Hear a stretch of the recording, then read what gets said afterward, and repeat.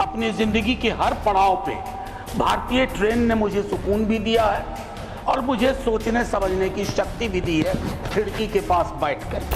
और मैं उस क्षेत्र से आता हूँ जहाँ की ट्रेनों के नाम वहाँ के हालात बयान करते हैं। श्रम शक्ति, श्रमजीवी, जनसाधारण।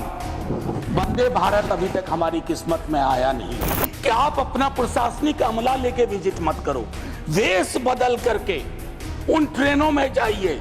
श्रमजीवी, श्रम शक्ति, टीएन एक्सप्रेस, कोई आपको पहचाने नहीं। श्री मनोज कुमार जी झा, 5 मिनट्स। जी शुक्रिया माननीय वाइस चेयरमैन साहब। माननीय मंत्री जी हैं, पटरी वाले भी हैं, आसमान वाले भी हैं और दोनों को फ्यूल देने वाले भी हैं। 3 महत्वपूर्ण महकमा हमारे समक्ष हाजिर है। Sir, railway amendment bill pay चर्चा हो रही है, लेकिन आमतौर पे मैं देख रहा हूं कि रेलवे को लेकर के जो सार्वभौमिक चिंता है वो बिल से ज़्यादा व्यक्त हो रही है। तो मैं 2-4 चीज़ें उसमें, माननीय उपसभापति जी, सबसे पहले तो हमें ये जानना होगा कि भारतीय रेल की हमारी अवधारणा क्या है। मैं 3 फिल्में ले रहा हूँ। पाकीज़ा, जिसमें ट्रेन बोलती है। आप पाकीज़ा में बार बार ट्रेन का सीक्वेंस आना, वो कई चीज़ों के प्रतीक के रूप में इस्तेमाल हुआ है। दूसरा, गमन, माइग्रेशन की पूरी पीड़ा। और मैं उस क्षेत्र से आता हूँ जहाँ की ट्रेनों के नाम वहाँ के हालात बयान करते हैं। श्रम शक्ति, श्रमजीवी, जनसाधारण। वंदे भारत अभी तक हमारी किस्मत में आया नहीं है। मैं कुछ बातें, माननीय उपसभापति महोदय, और एक फिल्म है कुली, उसके भी क्या निहितार्थ थे हम सब वाकिफ हैं। तो भारतीय रेल के साथ कम से कम इस सदन में कई लोग ऐसे होंगे जिनके जीवन के उतार चढ़ाव के साथ भारतीय रेल का ताल्लुक रहा है। मैं उनमें से एक हूं। अपनी जिंदगी के हर पड़ाव पे भारतीय ट्रेन ने मुझे सुकून भी दिया है और मुझे सोचने समझने की शक्ति भी दी है खिड़की के पास बैठ करके। माननीय उपसभापति महोदय, ये कोइंसिडेंस नहीं है कि आज मैं सुबह बाहर अपने घर के खड़ा था, कुली मोर्चा के साथी आए और उन्होंने अपनी चिंताएं मेरे समक्ष कही। हम सब ने कुंभ का बहुत जिक्र किया। प्रयागराज स्टेशन पे जो पारंपरिक रूप से काम करने वाले कुली थे, उनको दरकिनार करके आउटसोर्सिंग की गई। पूरा दस्तावेज है सर, सौंप भी दूंगा। कुलियों को लेकर के मेरे पास इसलिए भी संभवतः आए होंगे क्योंकि लालू जी के कार्यकाल में कुली वर्ग को जो सुविधाएं दी गई वो महत्वपूर्ण है, याद करना।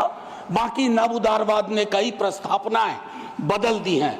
लोकल फॉर वोकल की हम बात करते हैं, कुल्हड़ को हमने आखिरी सलाम करके किनारे कर दिया। कुछ चीजें जो मैं कहना चाहूंगा, मैं माननीय मंत्री जी से कहूंगा, do we really require 100% electrification? क्या ये हमारे लिए सबसे बड़ी प्राथमिकता हो? उस रूट पे भी इलेक्ट्रिफिकेशन जहां दिन में सिर्फ एक गाड़ी चलती है यहां से वहां, और मढ़ौरा में जो डीजल इंजन बन रहा है जिसकी कोडल लाइफ 30 ईयर्स है, उसका क्या होगा? अभी भी मढ़ौरा में निर्माण हो रहा है।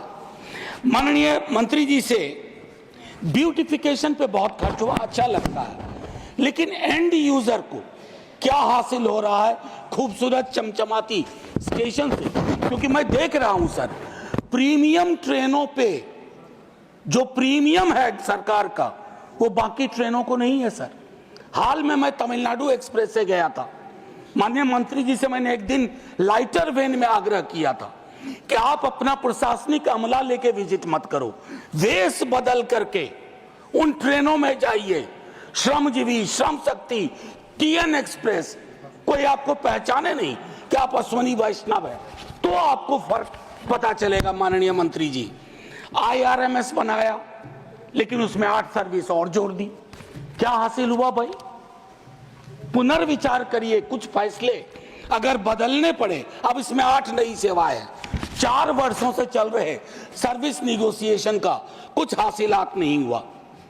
मेरा मानना है कि पहले का जो रेलवे का था कि 5 बोर्ड मेंबर्स बोर्ड में जो अपना अपना डोमेन नॉलेज लेके आए, उनको उसको बहाल किया जाए।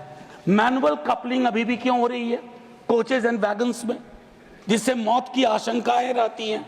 क्या हम इस परिपाटी को खत्म नहीं कर सकते? हम तो खैर क्या कहूं, शिकायत भी नहीं कर सकता। सीवेज में उतर के मरने वाले के लिए आज तक सिवाय आंकड़ों में जोड़ने के हमने कुछ नहीं किया। स्टाफ को लेकर के चिंता है सर। रेलवे बहुत बड़ा एम्प्लॉयर भी था, बहुत बड़ा, one of the biggest employer. और 23 में संभवतः जनवरी के महीने में यही बताया गया कि 3,12,000 नॉन गजेटेड पोस्ट खाली है। उसके लिए हमारी क्या चिंता हुई? सर बस 30 सेकंड और दे दीजिए जी, बस 30 सेकंड।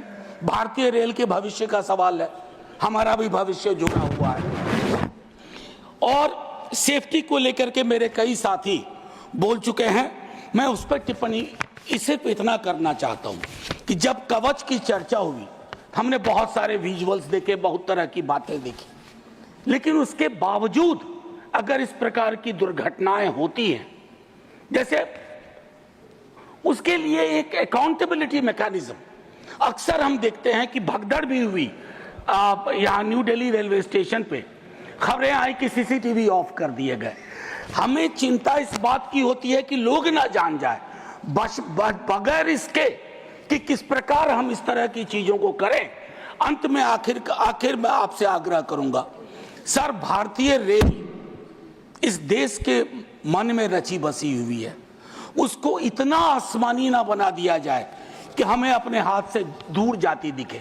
वंदे भारत से कोई विरोध नहीं सर, बहुत चलाइए वंदे भारत, लेकिन जो आपकी पुरानी ट्रेन थी जिसमें 80% आबादी आज भी सफर करती है, उन ट्रेनों की क्या हालत है उस पर भी विचार करें। शुक्रिया सर, जय हिंद। श्री सुभाषिष खुंटिया।